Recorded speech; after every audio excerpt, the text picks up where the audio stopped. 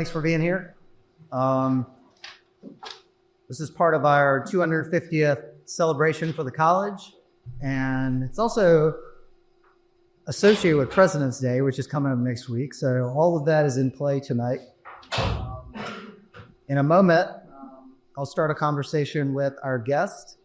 Let me introduce him, please. His name is Dr. Robert George. He's the McCormick Professor of Jurisprudence and the Director of the James Madison Program in American Ideals and Institutions at Princeton University. He has chaired the U.S. Commission on International Religious Freedom and served as a member of both the U.S. Commission on Civil Rights and the U.S. President's Council on Bioethics. He was a Judicial Fellow at the Supreme Court of the United States, where he received the Justice Thomas C. Clark Award. Professor George is author of Making Men Moral, Civil Liberties and Public Morality, 1993, In Defense of Natural Law in 1999, and Conscience and Its Enemies in 2016, among other books. His articles and review essays have appeared in the Harvard Law Review, the Yale Law Journal, the Review of Politics, the Review of Metaphysics, and the American Journal of Jurisprudence. He's also written for the New York Times, the Washington Post, the Wall Street Journal, the Boston Review, and the Times Literary Supplement. A graduate of Swarthmore College and Harvard Law School, Professor George holds the degrees of Doctor of Philosophy, Bachelor of Civil Law, Doctor of Civil Law, and Doctor of Letters from Oxford University, in addition to 23 honorary degrees. He's a member of the American Academy of Sciences and Letters and the Council on Foreign Relations. Please join me in welcoming our guest.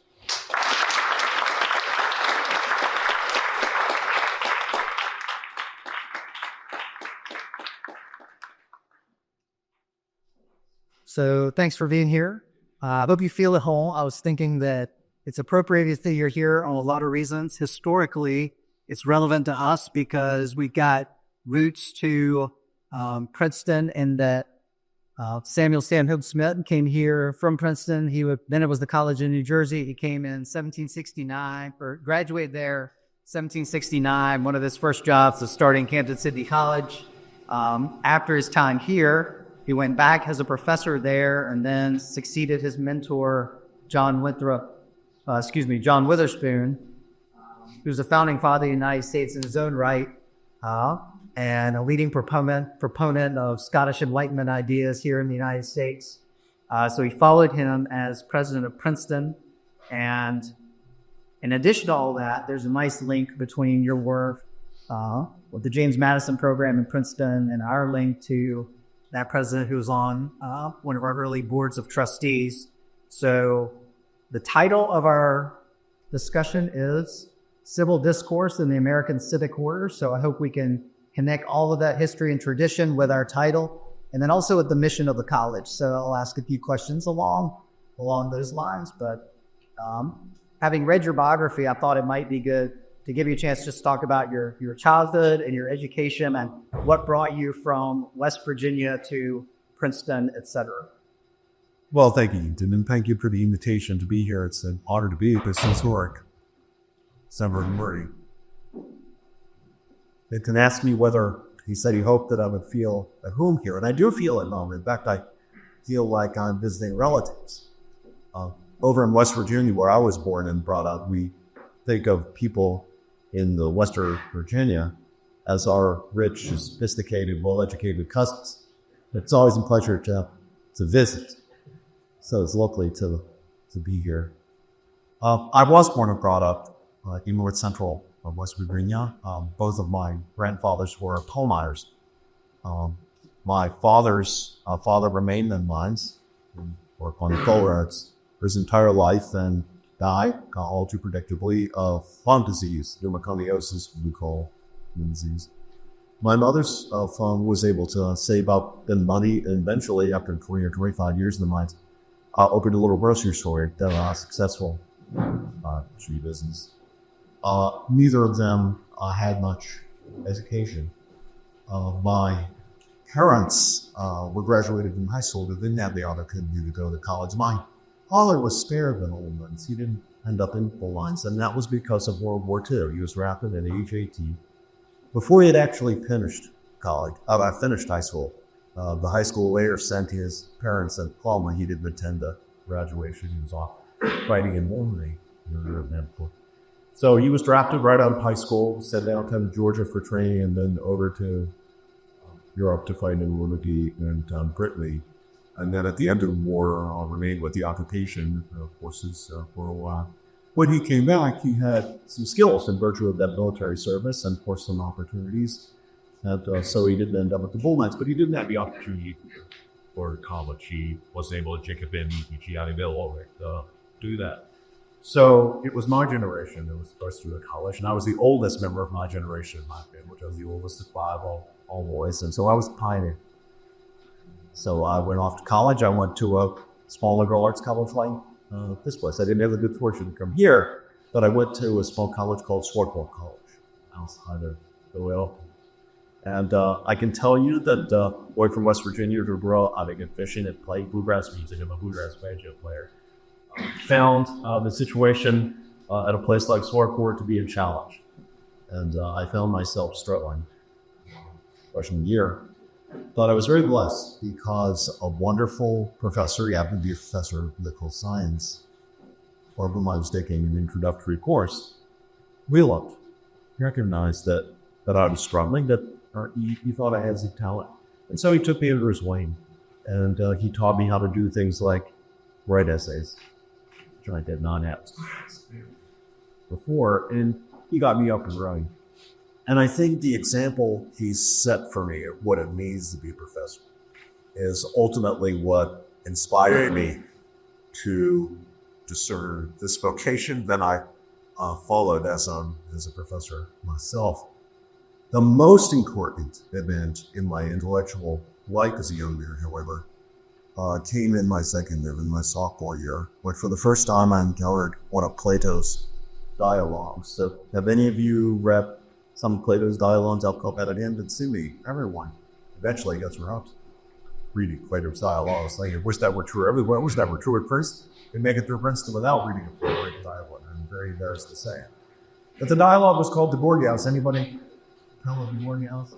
That's the dialogue in which Plato has us wrestling with the question: what's the point of dialogue, discussion, debate? Is it to press people? Is it to win victories? Is it to show off?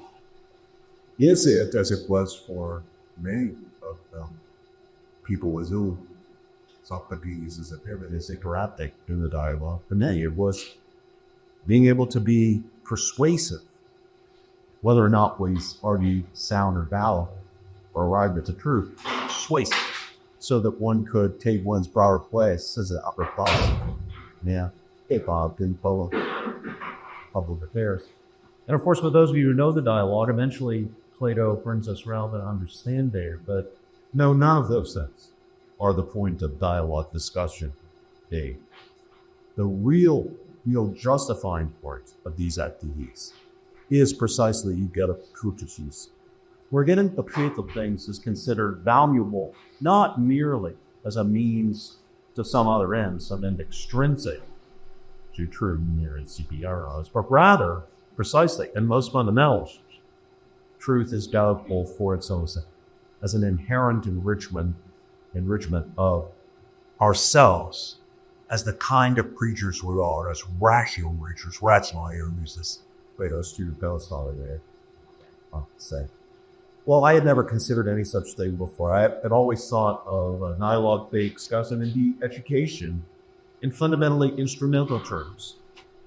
In growing up, as I grew up, with parents who were ambitious for their boys to rise in the world, to be well educated, to be respected, to have professional jobs, to make more money.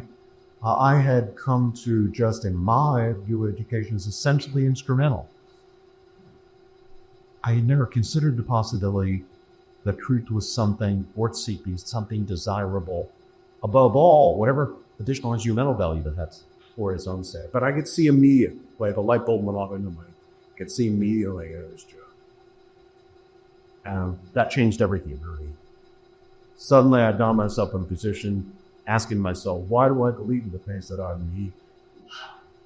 And I realized I had reasoned my way to almost no courage just a very small amount, that I have a reason my weight. I found that I had picked up most of my beliefs, how to be either, from the ambient culture. I believed certain things because they were what everybody around me believed. Or I believed certain things which I thought painful, the things that sophisticated, well-educated people like the kind of people I wanted to be, believe. I wouldn't be like them, so I would believe those things. But I realized because of the encounter with player that each shook me about those that shook me, I realized that those were very poor reasons for believing any. It's time to start reasoning its way. And so I suddenly found myself with now everything over here. I was re-examining every kind of thought. My religious beliefs, what moral beliefs, what biblical beliefs, thought, culture, because I hadn't burned those lamps. I reasoned my lane. And in that experience, which was both frightening and exhilarating, forcing myself to read the best arguments on competing sides of questions, even when it came to questions that had to do with the deepest issues, the deepest, most personal issues of faith, issues of morality, and so forth. That was frightening but exhilarating experience. And I found that some of my beliefs, some of my beliefs actually strength. That was especially true of my religious beliefs. I became stronger out of my religious beliefs in virtue of actually questioning them. The reverse happened with respect to some of my political beliefs. I found that beliefs that I really didn't hold up very well under the pressure of rational scrutiny, considering the best that thought said on the competing sides of the issue, looking for the best things to read by the best thinkers in office, contemporary and historical. And so I was on a journey. And that journey, as I read, it's the journey that I'm on now. And it led me eventually to the vocation that I have, which is fundamentally seeking focus. That's professors do. Everybody should seek the truth. Everybody should get the truth part of work. But professors have a certain vocation for which truth seeking is really central. Universities and colleges like this one have a mission that is fundamentally truth. And it's important that we cultivate the virtues that are necessary for that. It's important that institutions put in place the conditions that are necessary for that, so that the institution can fulfill its mission, and we as professors and students stand before our mission. Now, it's not that I immediately thought, after reading Plato's Orpheus, that, I know what ultimately become a professor. But if I trace things back from where I am down to where that thought began, it was sitting there on the second floor of a big library, circle about reading the library copy of Plato's Orpheus because I wasn't interested enough. And dialogue was assigned to actually buy. It was that experience that put you on path to what I do today. So there's basically my best-selling adventure. So from that story to our title, how does civil discourse inform the American civic order? What is the value? What is the purpose? Why is it important? All right, so think about it. Lincoln said at Gettysburg, he concluded the address at Gettysburg with a prayer that this nation, under battle, to have a new birth of freedom, the government of the people by people and for the people shall not perish from the new. What is Lincoln talking about? Well, all government is governed up. All good government is government for them. Even the government of a benign despot, a good king, is governed for them. Or a good king, a benevolent despot, doesn't rule in the interest of himself or his family or his party or his clan or his ethnicity. He rules in the interest of the hierarchy, also called the guy in this. Or fourth. What's distinctive, what Republican knows, is government by where the people are guiding themselves. Now, that means the people have a kind of ultimate decision-making authority. They can only exercise that authority well if they are able to deliberate together. That is, think through the challenges that they are facing in an intelligent way so that they can reach good judgments of policy and principle for their self-government. There is no way that that can happen unless people are A, decently educated. That's why James Madison said, only a well-instructed people can permanently be free. You want self-government? You want government by the people? Not just for the people. They can actually be decently educated so that you can have intelligent discussion. Osternelli, you have to be educated about the principles of your system, the principles and institutions of the polit. But even beyond that, indeed to be decently ethical so that you can deliberate about all the issues that face you as a people. Some of which will implicate questions of science, some will implicate questions of ethics, some of which will implicate questions of social life. So you'd be decently educated. And you need to be able to talk with each other in a mutually respectful way. That's the civil discourse book. You need to be able to trust each other as fellow citizens, even when you disagree. Indeed, even when you have deep disagreements. If you can do that, then you will not relate to each other in the way you have to be able to relate to each other if Republican government is to survive. That is, as fellow citizens who may happen to disagree about this or that issue, that's very important. You will rather relate to each other as enemies.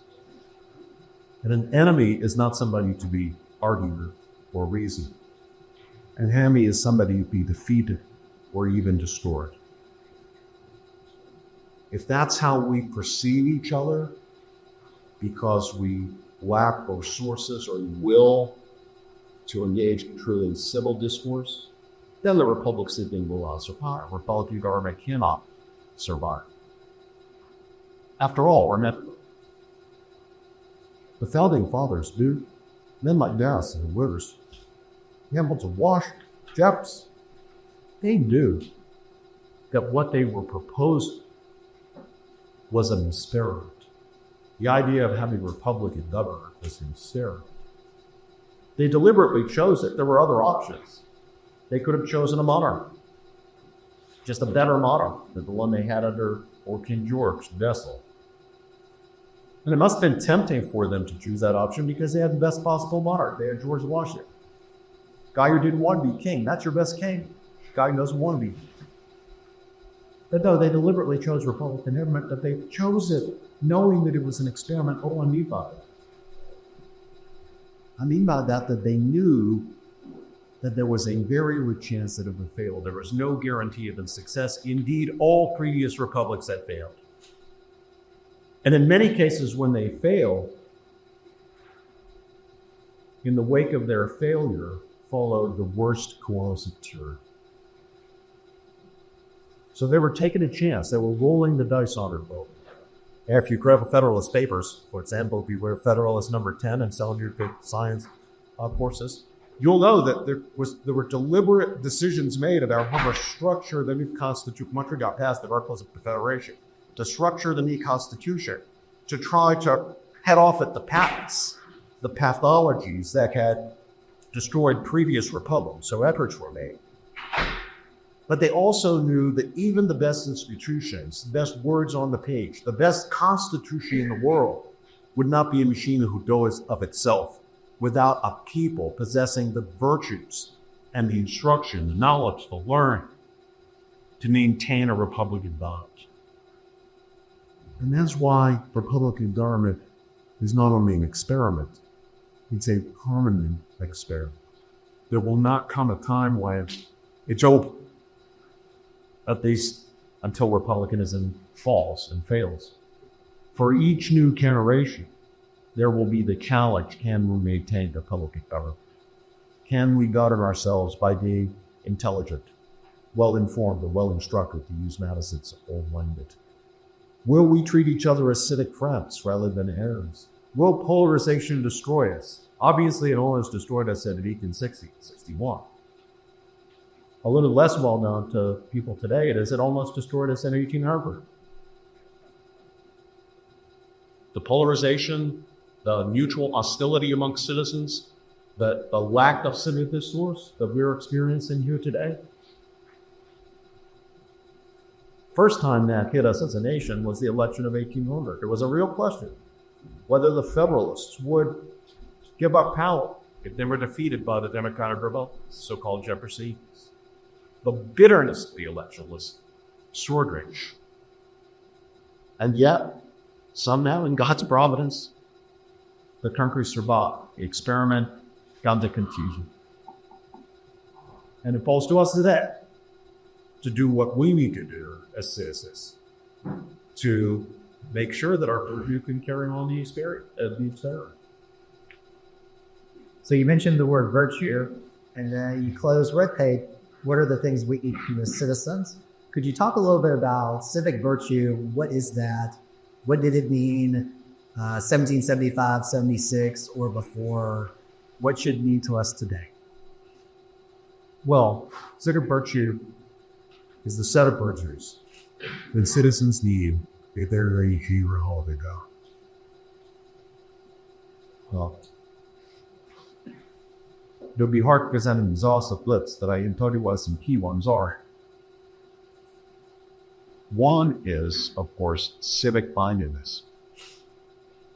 That is, you have to care about your polity.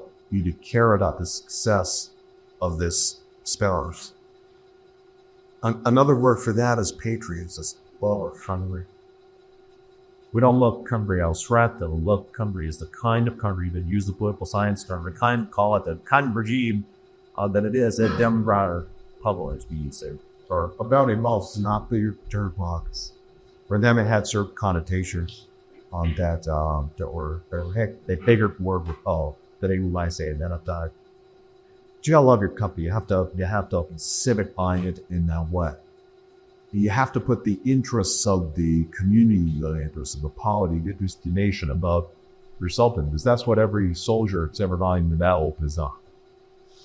And of course, that given the last full measure of devotion, as like I said, but even those who survived took the risk, brutally put their own personal self-interest in sacrifice on the interest of the country.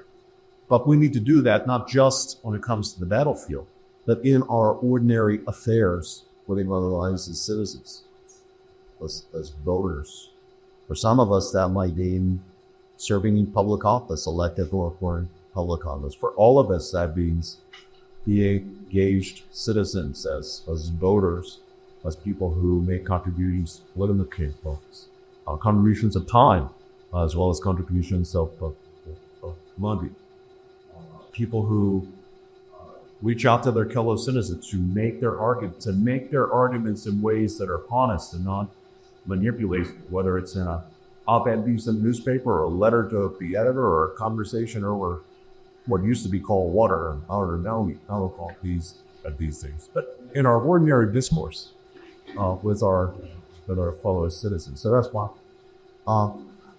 Number two, it takes a certain amount of courage. Courage is an important civic virtue. My dear friend Dietrich Parker, Cornell West, likes to say that courage is the enabling virtue. It's the virtue that things possible for all the other virtues. Now, why is courage required? It's because a good citizen is one to have to sometimes at least go against the grain, go against the majority opinion, go against the dominant opinion, go against the established orthodoxies, the reigning ideologies. Sometimes the good citizen is going to have to do that, even in the context of his own political party, where he's got to be the rebel, he's got to be the renegade, he's got to be the guy who says, you know what, we're going down the wrong road here. That takes courage. the easy thing to do is to just go along. But if you judge it to be wrong, bad for the country, unjust, wrong in principle, you gotta have courage to be able to stand. Say, no, I'm not going along with this. The assassinated late president, John F. Kennedy, where he was president, wrote a book called Profiles in Courage. And it was about statesmen and leaders who would exemplify that kind of courage. And you do need it in statesmen and leaders. But in a republic where we're all governing ourselves, you need it in citizens. What we sometimes call ordinary citizens. Yeah, ordinary citizens need to exemplify that courage. Very great. Humility. That's a fun virtue because plenty is a civic virtue. Especially since I'm also saying you gotta have courage. We're gonna have courage and also have humility. And why does humility matter so much? Well, we can get in my thing maybe with a little experiment. Question. Anyone in the room, everyone in the room who is infallible surgeon? No, of course, we all know we're fallible. Is there anybody in the room who right now has only true beliefs in his head or have no false beliefs? Anybody? No. We're all aware that we're fallible. And if you were all aware that right now and throughout our lives, we have and will have some false beliefs in life. We're going to be wrong about some things. Well, humility to acknowledge that. And not just in a notional way where we check the box. Fallible or check box that's fallible. It's one thing to notionally acknowledge our fallibility. It's another thing, a much deeper and much more important thing, to really acknowledge that someone with whom you disagree might be right, or at least partially right. And we might be wrong, or at least partially wrong. And when you acknowledge that, even about the deepest issues that you care about, then your relationship with the person to whom you disagree will take on a very different and much better quality than it will have if you merely notionally acknowledge your fallibility, but don't really in your heart believe it. Where you think somebody who disagrees with me is either an ignoramus or malicious, a bad person or a fool. It's the person who has the virtual intellectual humility, no matter how deep his convictions are, no matter how firm his convictions are, no matter how willing he is to act on these convictions. And we should all be people of conviction. My plea in pleading for intellectual humility is not that we give up conviction. We need to be people of conviction, but people of conviction who do adopt our result. After all, none of us really wants to have those close to these dues, do we? Look, we would much prefer to have communities. Now, how can we, To the maximum extent, we'll never get there, but how can we swap out the false beliefs in our head and replace them with truths? well, one way that we're not going to do that is if we shut down The speech of people in this way. So this is the importance of free speech in a republic's lives. we need to allow people to challenge even our deepest, most cherished, or identity-forming beliefs. And it's more than just allowing them to talk. It's more than just the free speech of it. It's actually listening to them in a truth-seeking spirit. That is, considering the possibility that they might be right, or that I at least might have something to learn from them and not just something to teach. These days, in our situation with such abject polarization, people fear Thanksgiving. Won't hurt. People are afraid of Thanksgiving. Why are people afraid of Thanksgiving? Because some big family argument's going to break out over politics. And some people don't go to Thanksgiving dinner because grandma's going to say something they disagree with or something offensive, or Hubert Henley's going to, make the case for a candidate that they think is awful or something. Like, we can't even sit down together as families at Thanksgiving without a certain amount of But if we would acknowledge our own vulnerability, if we would treat each other, engage with each other in a truth-seeking spirit, or we're willing to listen and willing to learn, that problem would be solved. And we would also be better at this obligation we have, the citizens of the Democratic Republic, to govern ourselves. We would govern ourselves better if we have that posture toward each other, despite our disagreements. This is what Cornell West and I are arguing for in our new book. There's a copy over there. Someone happened to bring it along. Hold it up there so people can see. The book is called Truth Matters, and the subtitle is A Dialogue on Fruitful Disagreement in an Age of Division. Now, Brother West and I do not agree very much about politics. How can I illustrate? Well, Cornell is honorary chairman of Democratic Socialists of America. I'll just leave it at that. I'm not honorary chairman of Democratic Socialists of America. We deeply disagree on important political issues. And yet we have been teaching together and speaking together, arguing together, and engaging with each other now for more than 20 years. The book is really based on 30 year experience of this ongoing dialogue between two groups who really deeply disagree, but who have in common a belief in civil discourse, belief in the importance of freedom of speech, a belief in the importance of listening for the other guy and not just letting him talk, why to be letting him talk, genuinely listening, trying to learn from each other, and a belief in the importance of intellectual. Now, just a final point on this, just to wrap it up. When we reflect on our nature as human beings, or how we are, it's very clear that we human beings, given the nature we have, our human nature, tend to wrap our emotions more or less tightly around our convictions. Right? How do we get that? We tend to identify with our convictions. Now, that's not bad in itself. It's not wrong. In fact, it's important that we have some degree of emotional investment in our convictions, or we would never get anything done. Not just when it comes to supporting or enacting for big causes, justice and human rights and stuff. Even just the ordinary stuff of life.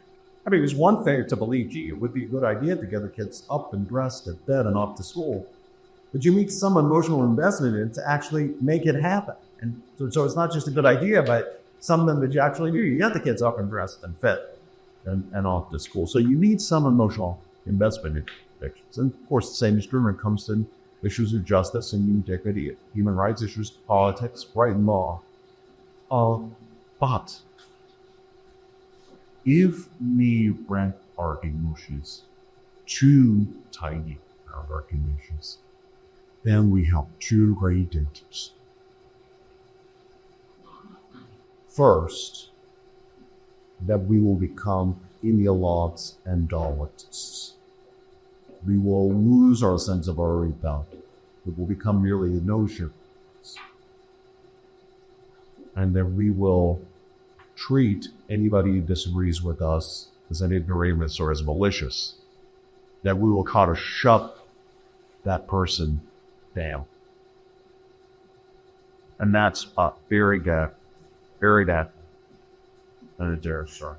Well, and if we wrap our emotions too tightly around the convictions, the second bad thing is that we will come to perceive any criticism of a view people, a belief people, a lifestyle will come to perceive any criticism or questioning that as a personal assault on us. And that is deadly. That shuts down thought. It's toxic to civic discourse. I need to be able to accept your criticisms of even my most cherished beliefs without regarding them as a personal attack on you, like a punch in the nose.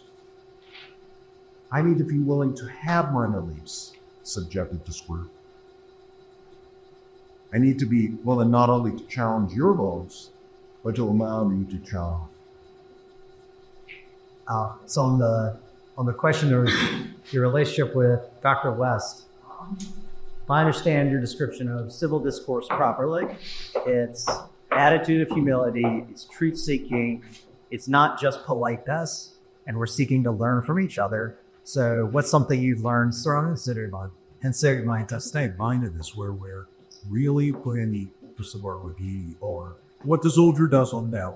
Civic protection is well to his life again the life or something you always is like. So looking for an example of something that you've learned through your 20-year kind of ongoing disagreement, civil discourse with Dr. West. Dr. West's book, famous book. I wonder if I've read a book called Race Matters. It's 4 hours about me. Where anybody read Race Matters? It's a book well worth. It's I think now almost told. Well, prior to my invasion of it from prior to my new years ago, I have the attitude that many conservatives, not regardless it's concerned, I have the attitude that many conservatives have toward race, at least today, which is race and race consciousness has been absolutely catastrophic from the very, that's what gave us slavery, it's what gave us segregation, Jim Crow, it's given us racial tension, racial animosity. And after all, what is racist mean? It's not a construct. It's Neller and skin pigmentation, trivial and minor things like that.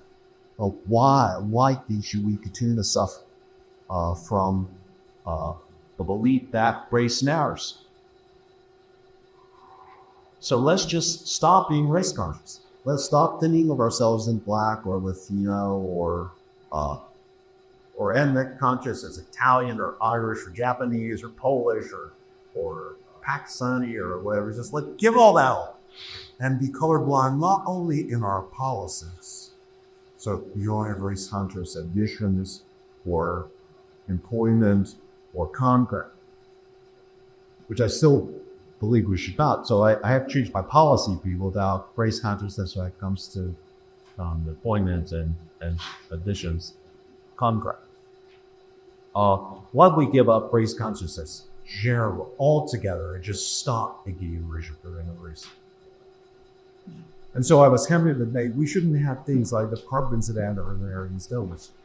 Because what does that do? That just reinforces racial competencies. When we could get rid of race, since you get a race. Now that's not a basic position. It's not because their appeal. There's no certain appeal because there's a strong unproved behind it. Race hasn't been catastrophic. Race consciousness has had abject race price, segregation, a lot of our dead crowd members. So it's not totally race.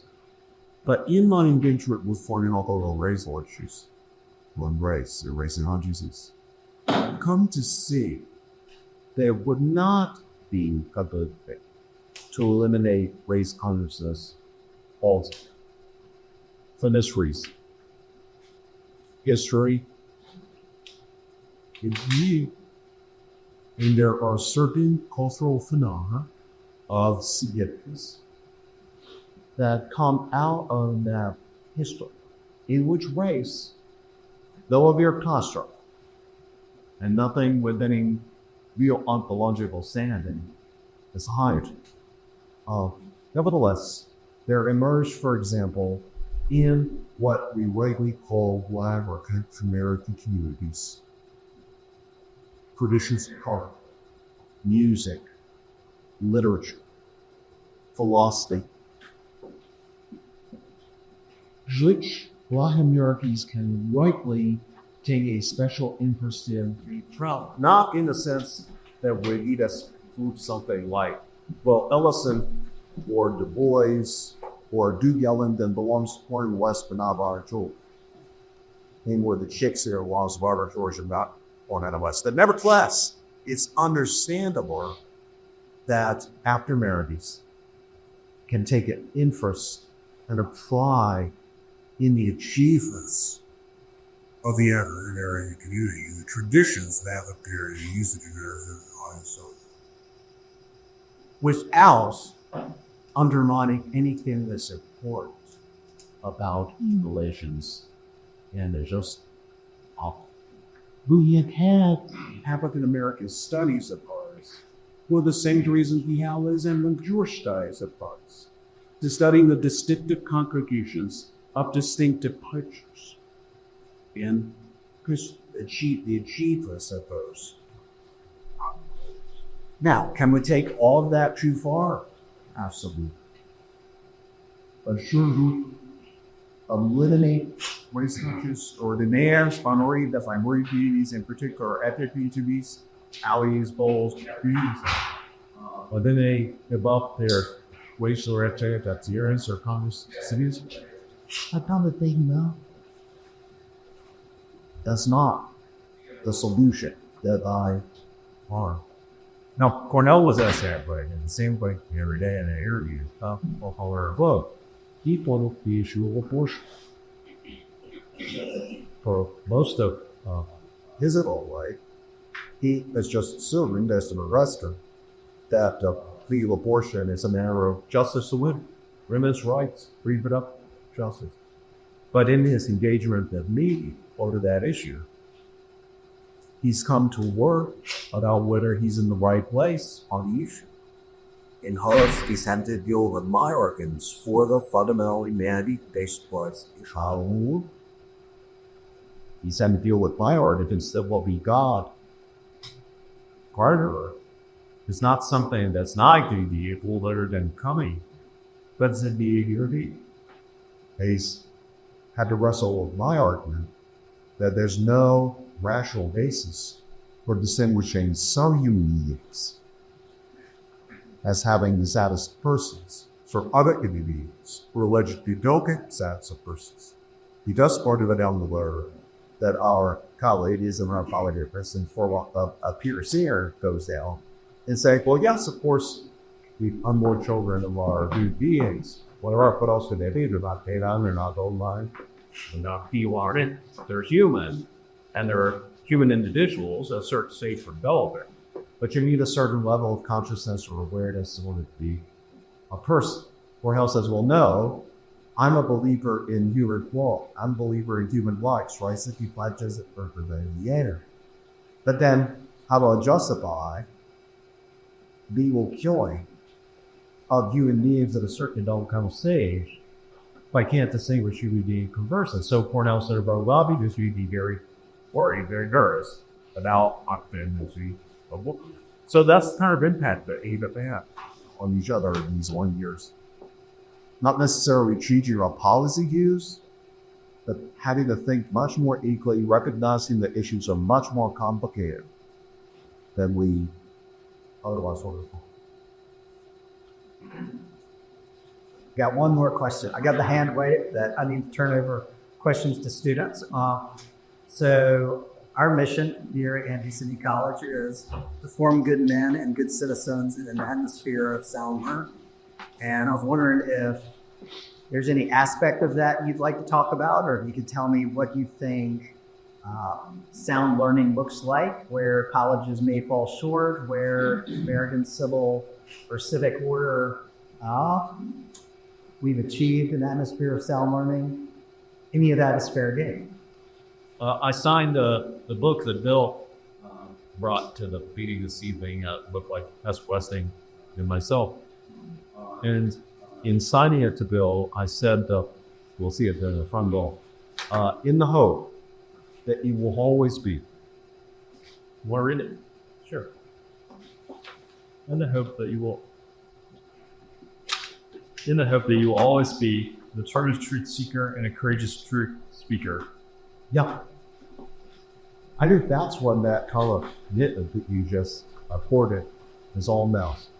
The purpose of this institution, the mission of your professors, and my mission as a professor, is to form our students, to form you, young men, to be determined truth seekers and courageous truth speakers. Now, we hope that the coach, the other professors, will all have great careers. I want you to have great careers. I want you to be really successful. I want you to make a lot of money. You go into field like finance or law. And Or what you do, want to go to your clients, make money to your clients, deal with your clients' legal issues. But I want you to be successful. I want you to make money. You make money, put your GCAT document, give a certain percentage of it back to the college, and so forth and on. we want you to have high status. We want people to look up to you. We want you to have a great life.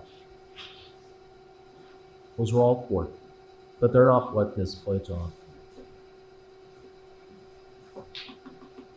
What we fundamentally want, what we are dedicated to giving them, is a love of truth and amendment of truth, so that you will genuinely be determined seers to our trials and courageous true speakers. For the reason I mentioned, the reasons I mentioned about the importance of courage to citizenship in the downside. Now, the statement that it quoted makes records to context and so that's your atmosphere sound learning again. Now let's be careful about sound learning. Yeah, that's true. We want sound learning. But let's not interpret that as meaning indoctrination. This college should be, and I'm sure it is not, indoctrinating. We shouldn't be telling you what to think. I have views about things. I think they're true, and since I think they're true, I would like other people to believe them true, too. But I realize I also might be wrong, and I want you to believe what's true more than I want you to believe what I believe. So if I'm wrong about something, please don't believe it. Believe what's true. But we should be telling you whether that we should be teaching you how to think, encouraging you to think more deep, more critically, which always includes self-worth. We do our jobs correctly as professors, you will be your own best critics. So we should teach you to think deeply, critically, and for yourselves independently. There's something you have to do with yourself. Something that other people can do. Thinking is one of those things. So you need training. Your sound learning means thinking for yourself, thinking deeply, thinking critically, and doing something for yourself. And so we don't seek to indoctrinate. We do believe. We have a kind of faith. This college has a kind of faith. I have a faith. That if we want you to be determined truth seekers and pray in the years, you will be lifelong learners and the very best good citizens.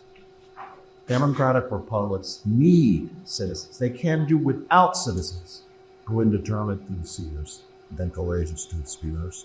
So that's the mission. It's captured very well in the state. You shouldn't be asking your professors, what should I believe about this?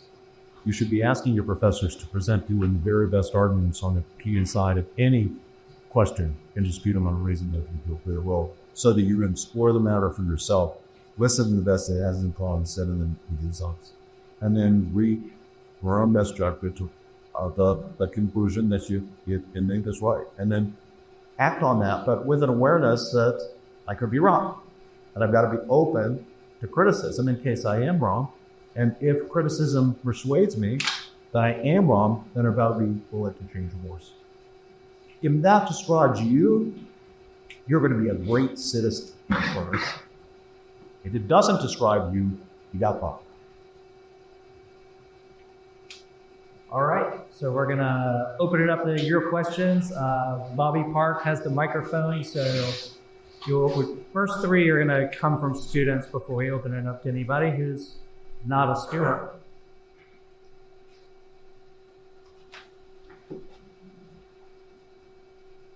Do you think it's possible for people who work sort of 9-to-5 jobs, don't have the college education, to participate meaningfully in democracy? If so, what do you think the best mechanism for self-education is for that sort of a person that doesn't have access to private and men's literary college? Yeah.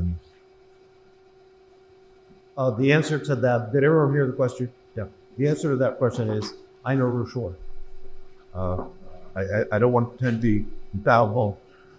I know for sure that ordinary citizens are $35. More professors and LFUs and $80 group shoes. And the very effective citizens, well-to-do citizens, you gay citizens, because that's why you're in their online networks and agencies. If you want to call version. Now, my father, in particular, straight up on the college, was a year. It really is important. And I think you have to do more than read our pieces. I think you have to. In my father's case, one of the things that popped into this is he never held law. There were ran draws. He did a couple of minor public appointments. He was on a real estate condemnation board for the city. I don't interview him. But that just reflected on where he said he was a citizen. What my father read were works of history, biography. He loved them. If you read a biography of Winston Churchill or Ulysses S. Grant, Alexander Hamilton, he was very fond of the biographies, people like Warshauer and David Ritter. And it's wonderful that in our society today, those kinds of works are produced, often by people who are not academic scholars. They don't have appointments in universities. Now, there are some people who have appointments in universities who do write good works of history and biography that are accessible to ordinary readers like my dad. We had one at great Stuart Carson, the great Alan Gelzer, or the Lincoln scholar. Then the brains Jim McGear's other civil war scholar. But I think reading is important. And I know that I think biographies and histories are especially valuable, but they're not the only kinds of works that help us to improve our minds, to use the old language, and become more knowledgeable, more important. But I think it is very important. The other thing is to get out of the silos. Ordinary citizens or anybody else, including university professors, who may be the worst exploiters of this, are not going to be good citizens when they're in silos. Here are two people, descriptions of two people who are going to have a really hard time being very good citizens. Person number one watches nothing but MSNBC or CNN, reads the New York Times editorial page, and that's it. Or newspaper. So maybe subscribes to their Nation Max. That person is being constantly reinforced in what he already thinks on the progressive side. There's person number two, also meant to be a very good citizen. He watches nothing but Fox News, reads nothing but the Wall Street Journal editorial day. Maybe subscribes to, American Greatness Days, their online drug. There's nothing wrong with the New York Times, Wall Street Journal, MSNBC, Fox News, The Nation, American Greatness. You should read those, or listen to those, or watch those. But if it's all you're listening to, and you just some Kathy yourself can die, that's not good. How do you consider Dr. We good and stuff on both sides or all sides of issues? You got to get out of those silos. So those are the two things that I would advise today for ordinary citizens and everybody else. Read and not just stuff on cell parts. And get outside.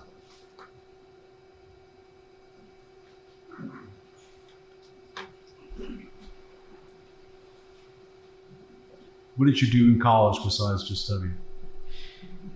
I played an enormous amount of universities. Swarthmore College was not a place to be much of it. Although it did have a wonderful history of the brave that So you were very popular the late 1950s, early 1960s. some folks my age or maybe older than I remember the Houston Trio. And Pete Seeger, who's got a second lease on life because of the new Bob Dylan. So Swarthmore knew all about that kind of music, and there was still a kind of tradition there, but they didn't know much about Bill Monroe and Jimmy Mark and Jimmy Jesse fans, Ralph Stanley, the Stanley brothers from Quintrout, Virginia, and so forth. And so I brought something new to college, and I recruited a few city slickers. One was a classical violinist. I turned him into a country bluegrass fiddler. One was a fingerstyle guitarist that had gone to Andover, and I turned him into a bluegrass kicker. And And then we had a guy from Connecticut who was a classically trained pianist and became a Rockport a player. And so my band, which was known as Rob George and Friends, performed each semester. A big all college event for all 8 of my semesters at Sport. So I spent a lot of time doing there. I was involved in campus politics. I was the this bounce all views on that. I was involved in religious activities on both these. Older man and the abnormal that kind of be discussion. Let's see. No denying it. I met my wife, who spends his time working. Yeah, I had a wonderful time on Really Good. It was rough that first year, as I mentioned. I mean, I was not ready, you guys, huh? At least with the challenges that you could have appeared to me the challenges that you could have others said. But see, Professor Kerr was able to get over that, I thought.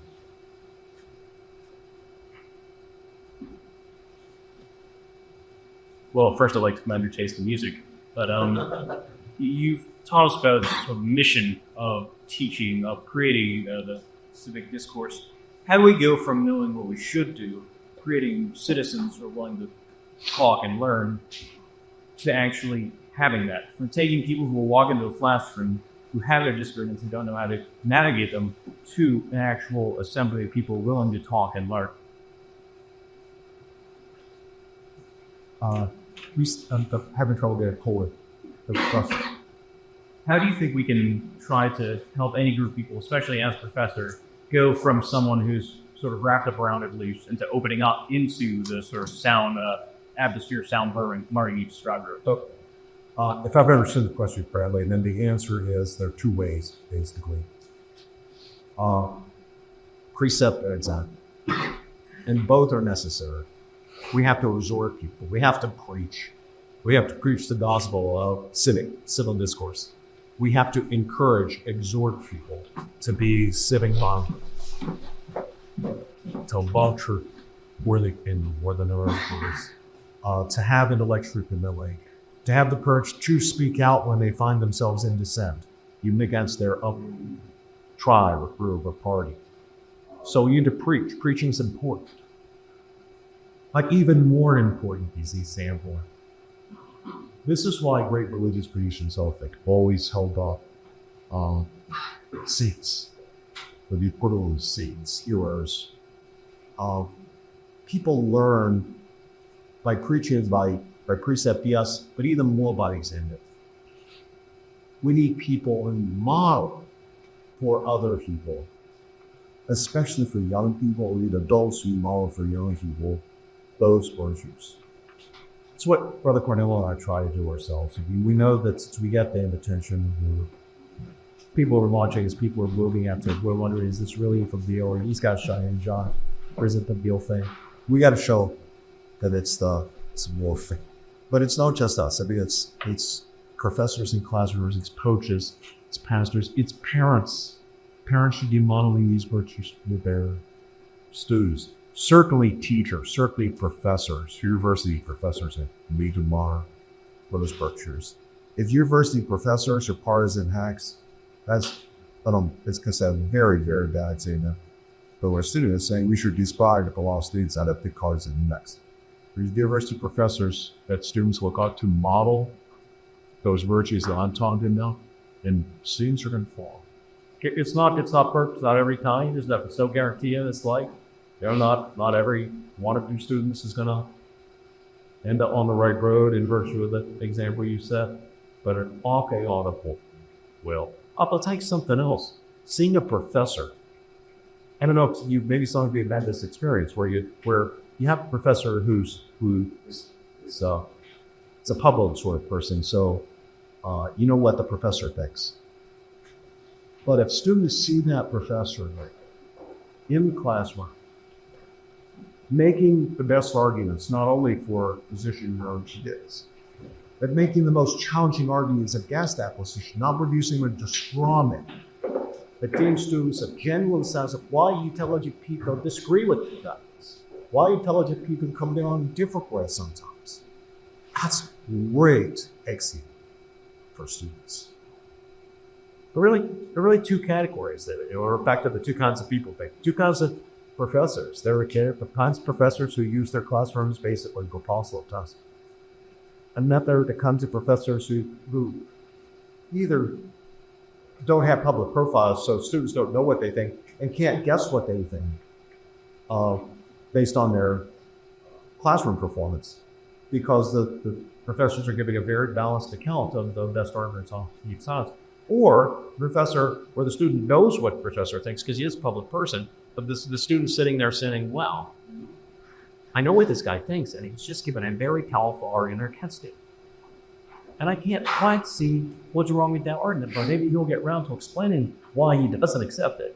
But he hasn't just presented a straw man that he can easily knock down. Something really strong right there. I mean, I said that as a challenge for myself, because my views are well known to the students. So I set that as the challenge in my last thing. When Cornell and I were teaching together, we fell into this another thing.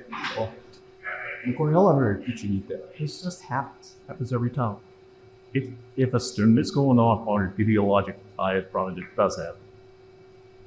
If the student, it's clear that the student is on the left, Cornell goes in. And the student's on the right, I go. It's not nothing we planned. It just happens, Clay. I'm the guy challenging the conservative, but he's the guy challenging the progressive. And it works for you as well.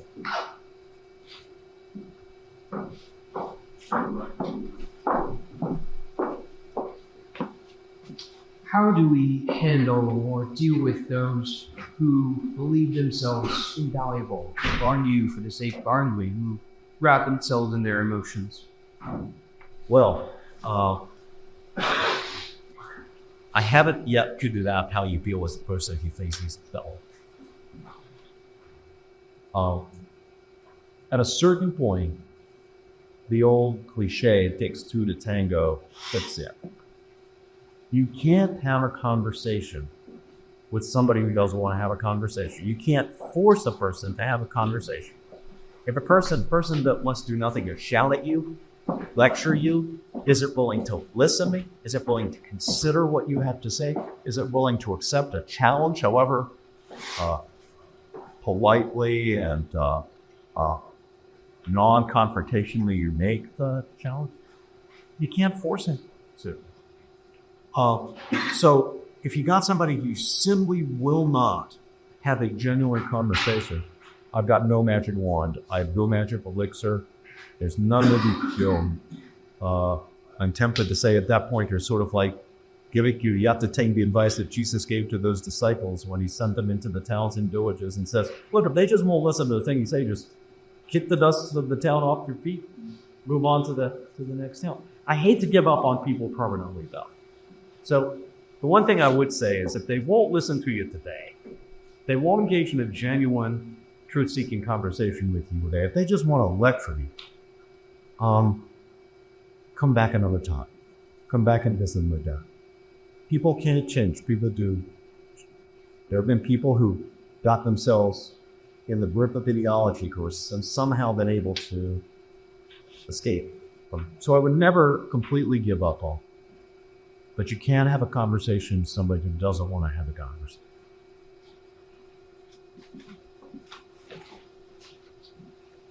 I think this is a good follow-up question that you're a Christian. Okay. How do you, so say that you're in a discussion with somebody whose beliefs oppose kind of the infallible truths that you believe from the Bible. Now this is trying to get off sense, like where you believe something to be infallible. How do you approach that? So you believe that the Bible is inerrant without believing that you are inerrant, even about the inerrancy of the Bible. So you take it as a conclusion that that the Bible is inerrant. But that doesn't mean that you have a good reason to refuse to listen to somebody who wants to try to persuade you that the Bible is not inerrant. Because you know you are not inerrant. So you can be in error even about the Bible's inerrancy.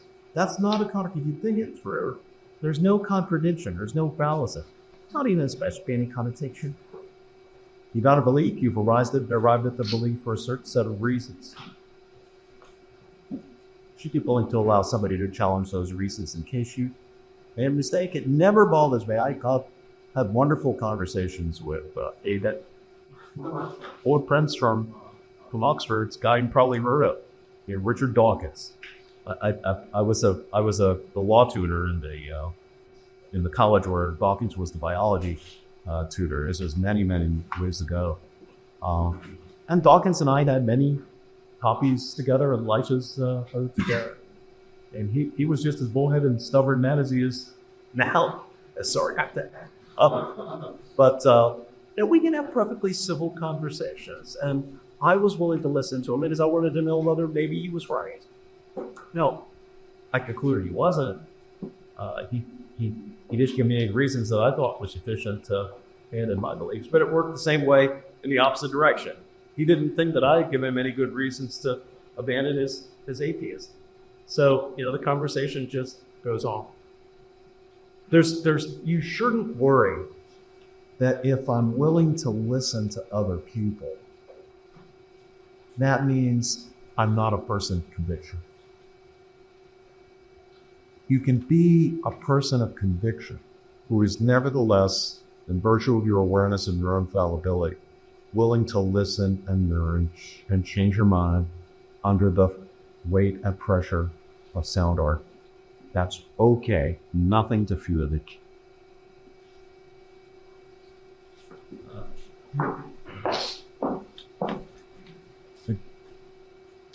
So I have two questions. One, who was your role model growing up and throughout your life? And two, who do you think is the best role model today?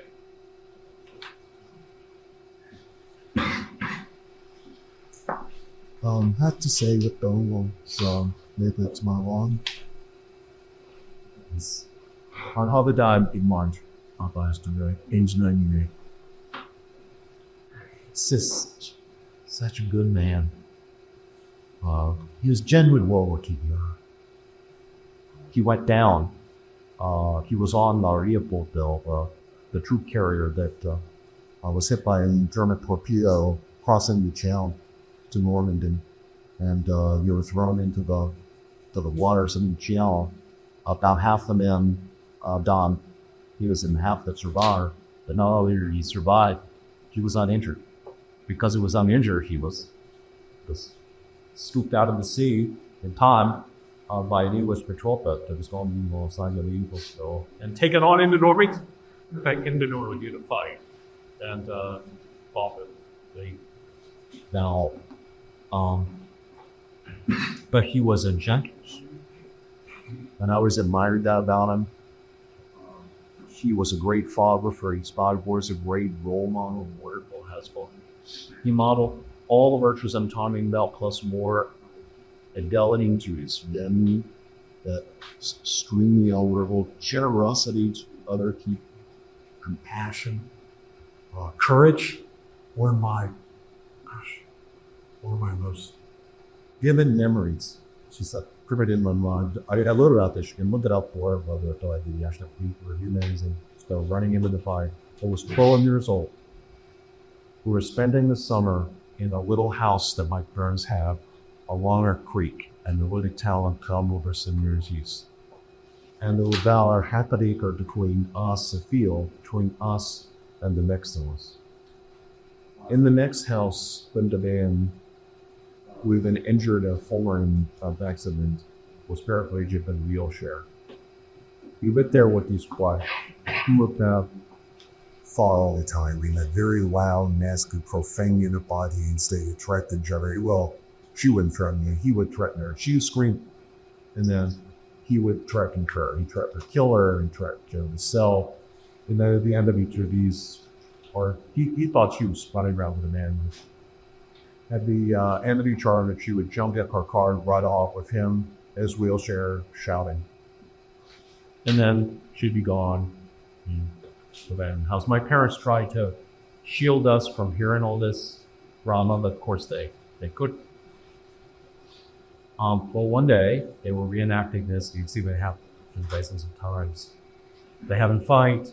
She screams at him. He screams at her. She gets in the car to drive off. He screams that he's going to kill himself. And then she drives off and he goes into the house. Well, they kind of be aber we're accustomed to this going through my name. About 10 to maybe 15 minutes later, suddenly you just hear this just boom.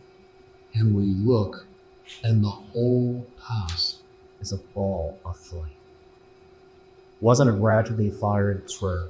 The whole house, what turns out, the way to spiel you, he had closed all the windows, closed all the doors, sealed the place up, Turned on the gas, filled the house with gas. Oh no. Where it's burning, here is watching how it fall. I can see it in slowish glider, racing across the board, disappearing into the house to rescue him. And the point for 6 foot tall, maybe 185 or 100 pounds. My father was about 5'8", 150. He got into the house, the radio panned out. found that the explosion had blown the man out of his wheelchair. He's on the floor, and he had to drag that being dead weight Through the fire.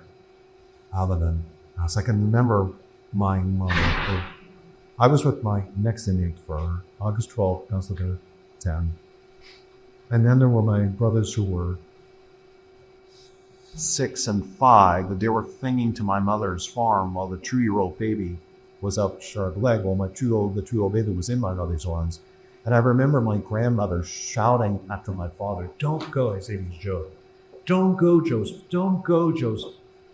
You have 5 children, Joseph. Don't go. He's no good anyway. He's that big. But my father disappeared and lost the rescue. That man did, was survived. Well, we've seen that kind of heroism with a guy who's got every other parachute you can think of. Well, there's your hero. She was also a great fan of faith. so one of my memories of is on these days at bedtime when he says prayers at night. And he would say his prayers out loud. Not so that other people would hear of it. It was just he was unself-conscious. He would just say his prayers in a lot. He prayed, children prayed, his Parents prayed, siblings. And this just became part of what it was like living with this man. He was just such a model of all virtues that okay for. So, no college education, not someone of, as I say, was a reader, but he was certainly not a scholar or anything like that. So it's very great thorough. I suppose because it was in the time men were growing up, a figure like Churchill was a great hero, I think, for a lot of us, because he was the evidence that the courageous choices of human beings could really make a difference to this world. The human choices, human beings, human leaders really did matter. Take Churchill out of the picture. The results don't end up the way they came up. Got a different set of results if you take Churchill. Churchill had many faults and vices as well. His record, as your professors will confirm, his record prior to 1939 in leadership was pretty bad in a lot of ways. He had a lot of failures. And yet, there he was when a man like him was needed, solid as the rock of Gibraltar, inspiring these people to take on this terrible, unbelievably demanding challenge. Seeing the Nazi evil for what it was when lots of other people were trying desperately to not see it. For reasons that are understandable, they had just endured the horrors of the First World War. They wanted, for very good reasons, if at all possible, to avoid another European war, another war. So you can see why the incentive to not see the dangers of Hitler was so strong. But Churchill was tired and looked it in the face and refused not to see it and rallied his people to do it. So he was brainy around. My sports hero was Roberto Clemente of the Pittsburgh Pirates, the right fielder, the Pittsburgh Pirates, who was light-handed when he was in a private plane that crashed, delivering entirely at his own expense food and medicine and other supplies to victims of the Tyrol natural disaster that they started with. I think it was in Nicaragua, but it was in. And so he ended up being a hero not only on the field but off the field as well. Yep. When did the last? Oh, gone for just get started. So I found that a lot of my beliefs are, like, political beliefs and whatnot, are founded on a certain amount of moral values. But I've also thought those moral values are a lot harder to test and challenge fairly. How would you suggest challenging your fundamental moral beliefs without bias? I think you need to read, basically, consider, and means reading. The best arguments on it could be two sides of the question. Now, I myself believe that the earner principle, the foundational principle of all sound morality, is the principle of the profound, inherent, and equal dignity of each and every member of the Epistle. And everything else pretty much follows from context. That principle is articulated in a certain way in the very first book, very first chapter, the very first book in the Bible, where we're taught, and Jews and Christians believe, that human beings, though fashioned from mere dust of the earth, just material stuff, are nevertheless made in the very image and likeness of the divine creator and ruler of all that is, the imago Dei, man made in the very image and likeness of God. Without the principle of profound inherent being, whether you get it from that biblical image or in some other way, I don't see how you get to the kinds of ethics that would enable us to say, as we all want to say, a figure like Alexander the Great is really not that great. The greatness does not must insist in dominating other people, conquering other people, subjugating other people. Well, there are many people throughout history that thought that's what greatness is. That's why Alexander the Great is called the Great. We don't think he's great because we believe in the profound inherent equal dignity as a being, the human race. And for many of us, that is rooted in that scriptural witness, that revelation, that Hebrew revelation of man to speak for stuff. But I think we have to consider whether that's false, whether that's wrong. And there are great thinkers in history who have challenged it, and they have given reason to it. To me, the most talented was Nietzsche. Any of you read Nietzsche? Yeah, okay, some have. Nietzsche's not buying the Christian story, the Jewish story, the biblical story. He's inclined much more toward the view that Alexander the Great, pretty great. And he's got something to say, and a case that has to be answered.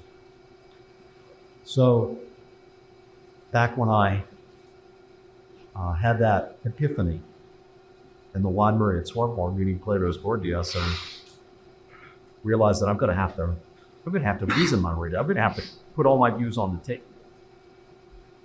I started asking around and said, well, okay, I've always been brought up as a religious person. Like, who's the most powerful critic of religion? And I was basically directed to Nietzsche.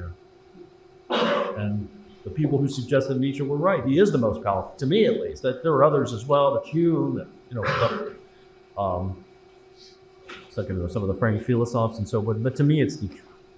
And so, if you want to take on the challenge, if you want the most fundamental values, the most fundamental moral and religious values to be challenged, as you should read Nietzsche.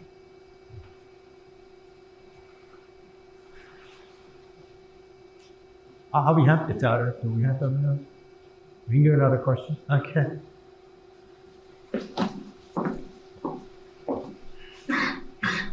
Do you think like maybe the value and importance of educational institutions has kind of declined over the years due to the fact that it seems that many of them seem to be telling students what to think politically and socially instead of how to think?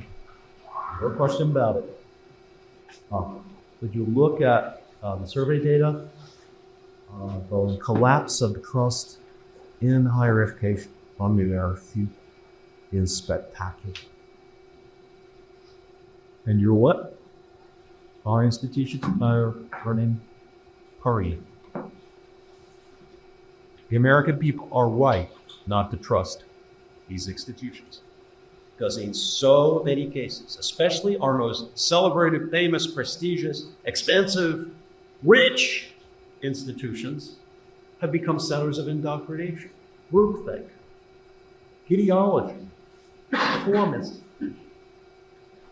And this is another point on which Cornell and I agree. And so in 2017, and we put out a statement, which I commend to you, you just look it up online, called Truth-Seeking Democracy and Freedom of Thought in Israel.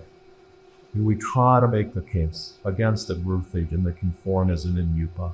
We come from different places. But both of us want our educational institutions to be institutions in which people are encouraged and empowered and taught that the body and more productive and for themselves, not centers of adoption. I don't want people to be indoctrinated into right-wing ideology. Cornell does want people to be indoctrinated to the left. Wherever you end up, we need you to think you. We want you to think you to it. Think your way to it precisely by considering the very best arguments that have been advanced or can be advanced on the community side. So, more questions.